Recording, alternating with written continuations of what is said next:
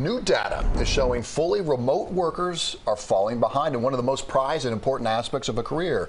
That's getting promoted. Over the past year, remote workers were promoted 31% less frequently than people who worked in an office. That's according to analysis by employment data provider Live Data Technologies. So nearly 90% of chief executives who were surveyed say when it comes to favorable assignments, raises, or promotions, they're more likely to reward employees who make an effort to come into the office. So let's talk about this. Joining us now to discuss the pros and the cons of remote work is President of American Recruiting and Consulting Group, Greg Podalsky. Thanks for being with us, Greg.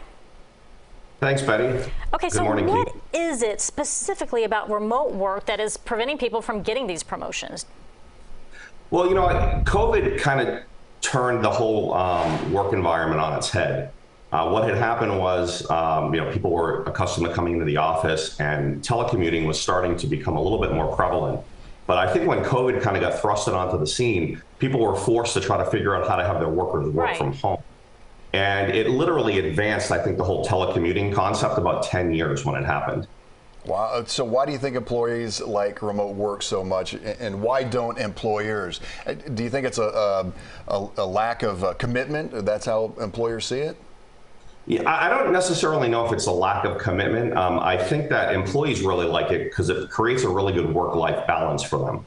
Not having to spend time commuting in traffic every single day and having to necessarily go to the office, and giving them a little bit more flexibility in their work schedules, people like a lot.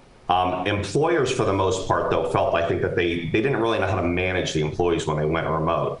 So they were having some difficulty. And now that COVID has kind of subsided, they want the employees to come back into the office. And what a lot of companies have determined that was the best solution was to do a hybrid type environment, where people would come in a couple days a week and be able to work a couple days a week from home. And that seems to be one of the better balances that a lot of companies are finding. Right, great. But I still want to get to the crux of the question here, because you're a recruiting and consulting firm. When you talk to these employers, these bosses, if you will, right, why is it that they are not promoting people who work from home? What is it that they're looking for that the folks that work from home don't have? Yeah, I think it's more kind of an out of sight, out of mind perception for them, is that if the employees aren't in the office, they can't necessarily manage them, and they can't manage the other employees. But I haven't actually done any deep dives into the research that you guys are referring to, so I can't speak to that. I haven't necessarily seen that with a lot of the clients that we work with, where they're not promoting people, because we do have people that have received promotions or are in senior level positions that are working in a hybrid type environment.